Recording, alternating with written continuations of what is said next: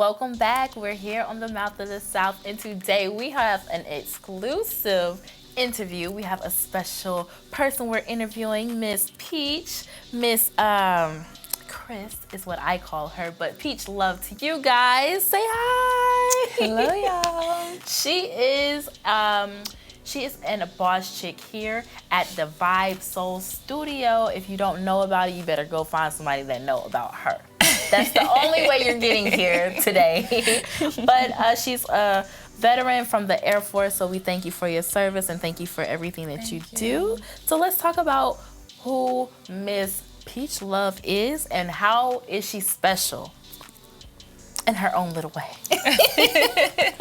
So what makes you special and different from any other massage therapist here in the CSRA?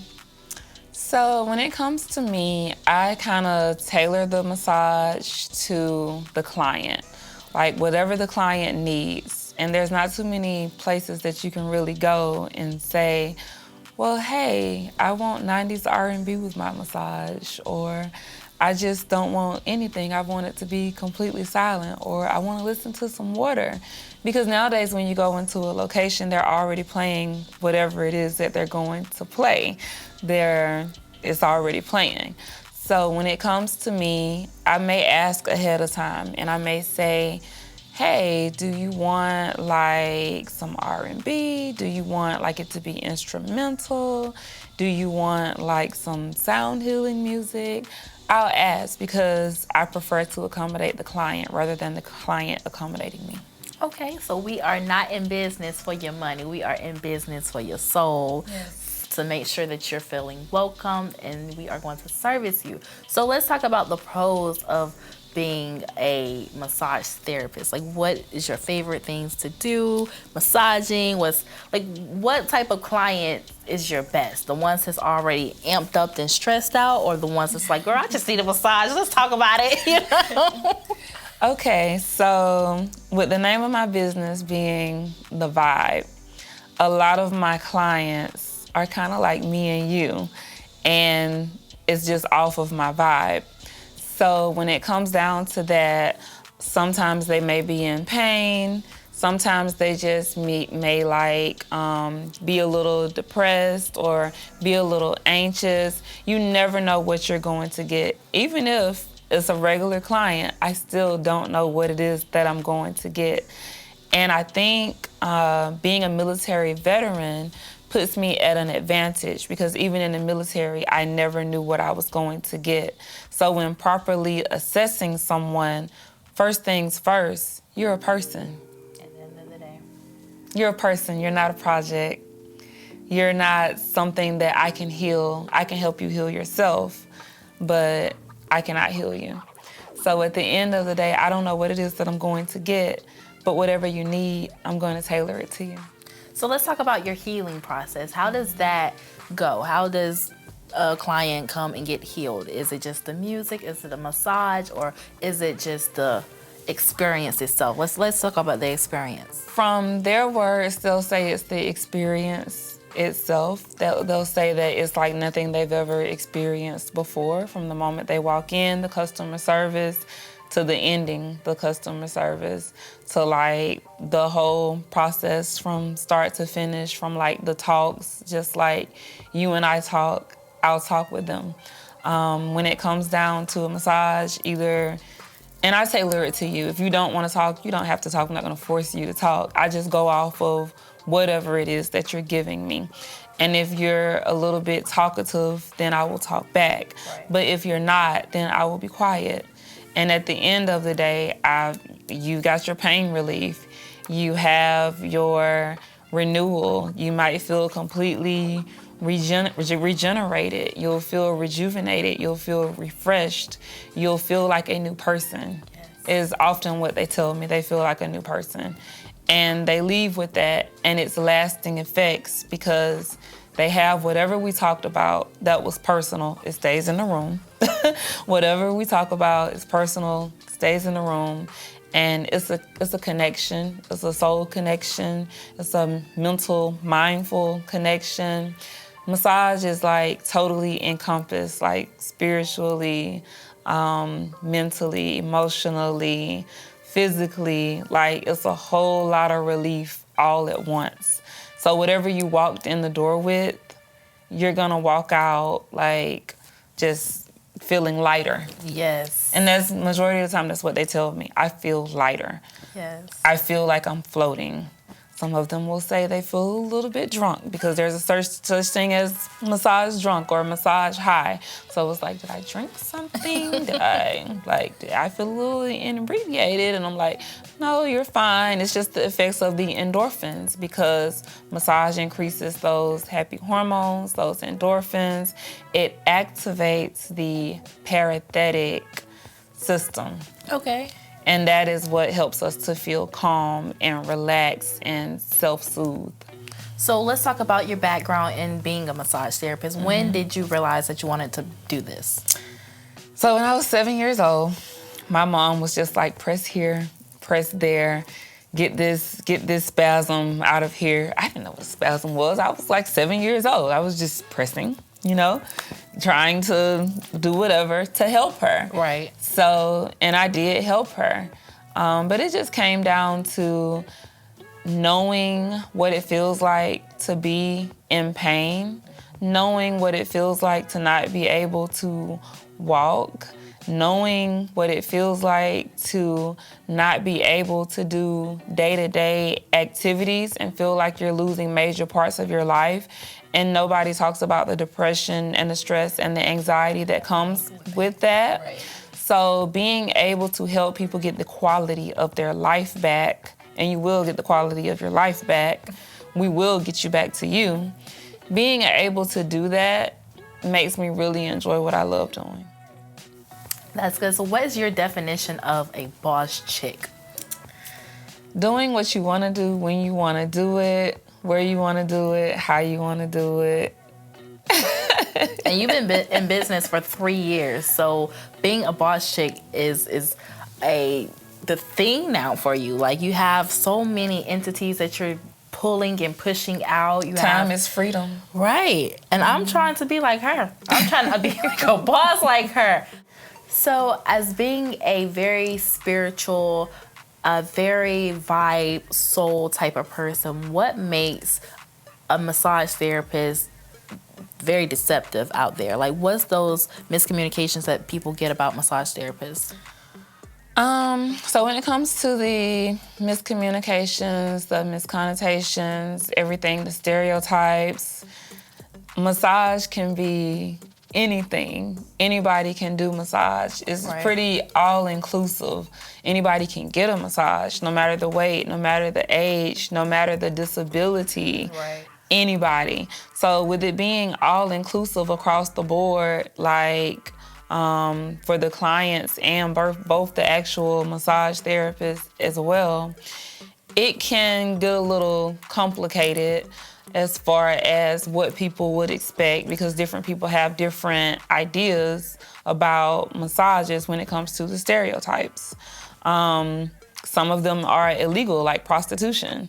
So a lot of people, they'll look at some massage places, especially when it comes to independent therapists, and we will get the absolute scrutiny because of the prostitution side of it.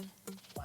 Even being professional, looking professional, everything you see is professional, we will get scrutinized because of the prostitution side of it. So we actually have to pay for those areas. Wow. Mm-hmm. And you being a Black woman in this business, I know it was hard for you in the beginning. So what is some type of advice you'll give a young entrepreneur that's starting their business, that's been discouraged a little bit, that want to, have their own business, but, The advice that I would give would be pretty much, if you feel like it's not going how you want it to go, if you feel like nothing is working out, if you feel like everything is falling apart when you try to place it together, if you feel like you're not reaching your clientele with whatever niche you have decided to go with, you can always stop and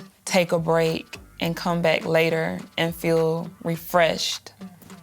You can pause, take a moment to breathe, and then return later. So business for 3 years, how has that been for you? It's been lucrative. It's been soul fulfilling. It's been heartwarming. I've made a lot of friends through business. I didn't really know that many people here when I got here. So I made a lot of friends from the ground up. Yeah. Just in business. It's been very rewarding. Meeting people like-minded. Great minds think alike. Yes. Yes. It's been very rewarding, mentally, emotionally, spiritually. Helps me feel even closer to God. Like, yeah. What's one of your biggest lessons you've learned being in business? Let me see. I guess just overall, just protecting myself and protecting my energy. That's actually on there too. Overall, protecting myself, protecting my energy, protecting my clients. I would say protection. Okay. And knowing your audience, knowing your clientele, being what you need to be for your people so that they can recognize you when they see you. So let's talk about the soft girl era. Like, we all need to come into this soft girl, and I'm so excited to get into my soft girl era. So how did that come about? So I've pretty much really been, I'm not gonna say spoiled all my life because different people look at spoiled in different terms. So when I was a baby, my mom wouldn't let anyone hold me. As an adult, I do not let just anyone hold me. Right. I do not service just anyone. Not just anyone can get my time or attention. Right. Yeah. That is soft girl. Yes. Like, Boundaries. Right. Soft girl era is boundaries. is learning how to protect, heal, and make sure that once you're ready for the world, they respect you and the journey that you just went on, because that journey means a lot. Being softer with yourself before you can be softer with anyone else. Because we're so hard on ourselves sometimes, especially as Black women. We're super hard on ourselves, and we don't give other people the same we don't give ourselves the same grace as we would other people. So it's about being softer with you. It's about loving you. It's about being dedicated to you. It's about spoiling you. It's about protecting you. It's about showing up for you, supporting you. It's about giving yourself everything that you need for you to feel validated, supported, and seen. Because we validate ourselves. You don't need to look for outside validation. Right. Right. So what's this book that you're reading, Loving Yourself Properly? What have you learned from this book so far? Because I need to read this book. So this is one of my favorite authors, Sylvester McNutt III. The name of this book is Loving Yourself Properly. And you can really just skim to any page and look at that. I am my own worst critic. Stop being critical of your art and yourself. Did we not just talk about that? Yep. About how hard we are on ourselves. Especially as women. And I just literally just out of the blue flipped to that page. So your turn, flip to a page. Just pick a page. Stop chasing goals that aren't yours and allow yourself to express what you feel. That is a big one. Because it's huge. Yeah, because people used to be like, oh, Shayna's this, Shayna's that, da-da-da. And I'm like, that's not me. When like, let me show you who I am. Who you are, nobody can tell you who to be. Right. And on top of that, when it comes to love, your love might not look like my love. Right. His love might not look like our love. My love might not look like their love. Right. Everybody's love can look differently. You have to decide if you want that quality of love or that quality of love. Yeah.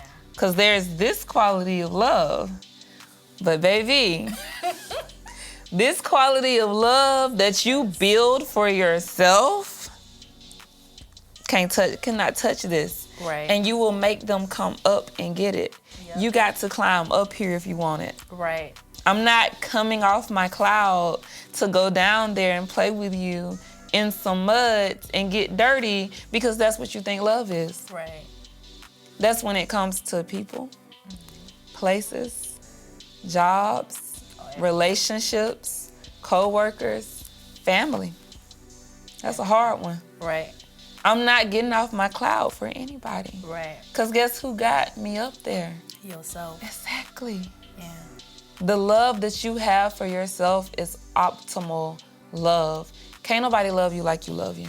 Amen. Don't nobody know you like yourself. Correct. Because you inside of you. Right. You're not inside of me. You have no idea what I feel. Right. And I have no idea what you feel Right. until you tell me. I mean, I feel like a sunflower, but you know. Hopefully we feel like a sunflower. And you look like a sunflower. So I'm matching your vibes, even though we had no idea this would happen. But the fact that we could just balance each other out, and you knew that I needed some stress relief. So I'm so excited, really, really, really excited. You want to talk about some massage tools that you have? This thing right here. It's that God right there, the Junior. I'm just kidding. Do you have any area of pain right now? In my like back. anything? What part of your back? My lower back. Your lower back? Well, right here. Okay. Any injuries? Any No. recent injuries? No. Okay. So lower back, right here. Right here, this hurts. Or here. Both. Okay. I think because I be driving a lot doing Uber, and that's how So we met. what you're gonna do is we're gonna stay seated. Okay. You're just gonna turn your body slightly, just a little bit. Yep, right there. All right. So we're gonna go to the lowest setting, okay? Okay. And I'm just gonna hit here.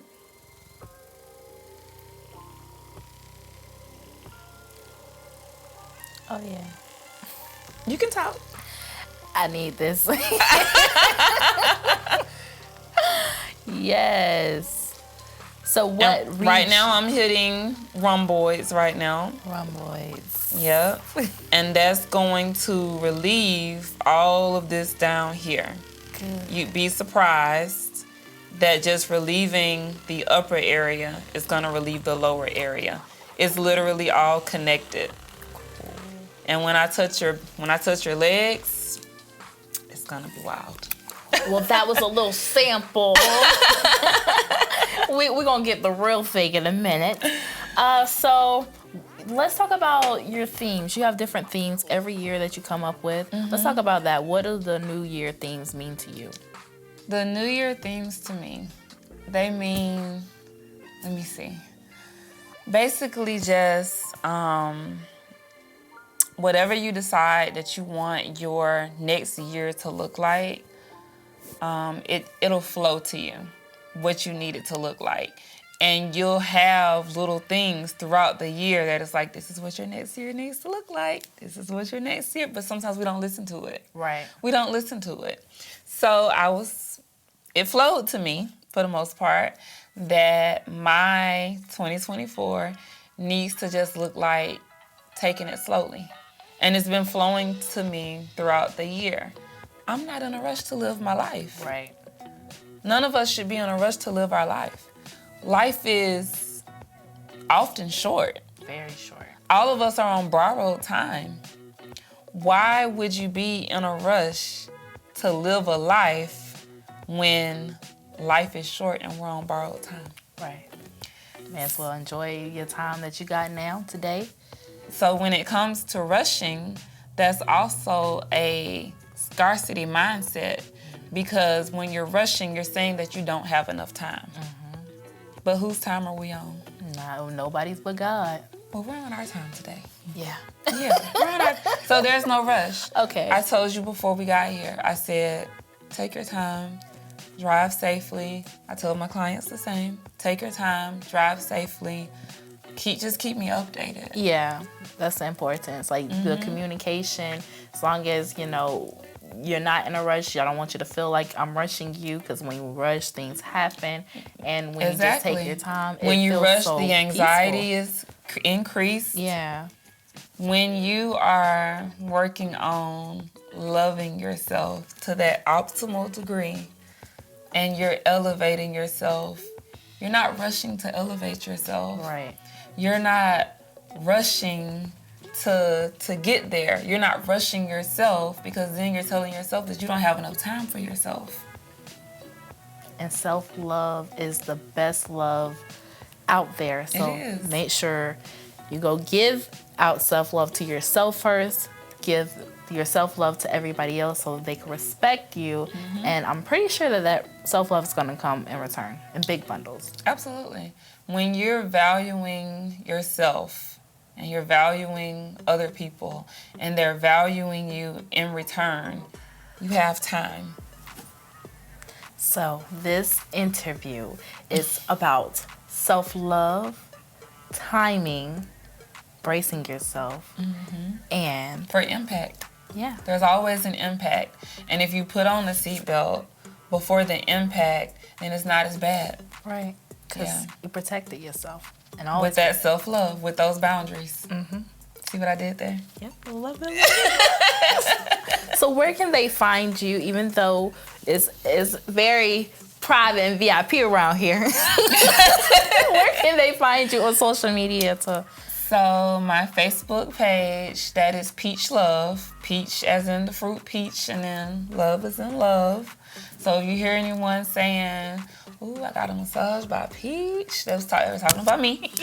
As far as I know, I'm the only Peach in Augusta that's massaging. So Peach Love is the Facebook, and then the Instagram is the Euphoric Goddess, because most people tell me that the moments that they spend with me are high moments. Wow. Yeah. And it's been amazing so far. All high vibes. Let's talk about the levels of energy and the stress that people come with. So when it comes to the vibrations, I literally just had it up. I just had the vibrations up because I just took a picture of it and favorited it and everything. But I don't see it at this moment. So basically, we can go to Andre 3000. Okay. That's about vibrations when it comes to the frequency in different music. Jhené Aiko, when she did, I can't remember what song it was, but she put the sound bowl healing in the music, and that was a vibe because there's different frequencies along those vibrations. People say good vibes, but they don't understand that they're talking about the frequencies. And everybody's not on the same frequency, Right. and that's okay. You meet people at the level that they're on, or you choose not to deal with them. Right. Because once upon a time, you were on that level too before you learned what you learned and knew what you knew. You don't evolve and go through like a healing process and then think that you're better than everyone else. Amen. Yeah. You kind of just deal with them until they get there. Right. If they don't get there, that's okay. That's their decision. You can't tell anybody else how to live their life, and they can't tell you how to live your life. Right.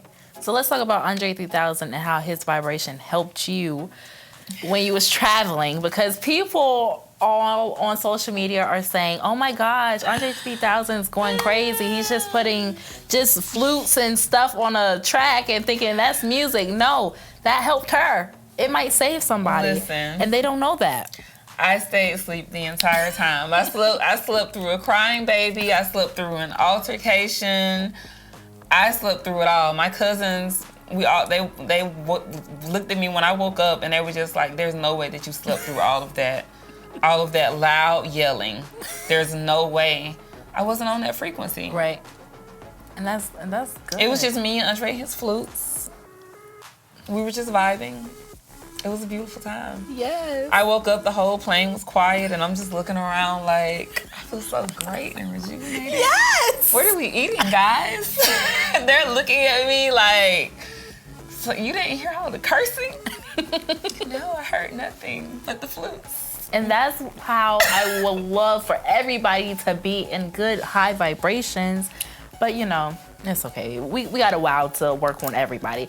I'm gonna work on myself and get just like her and get rejuvenated and be on that high positive vibe. So you guys, we'll see y'all next time. Thank you for coming on the show. Yes.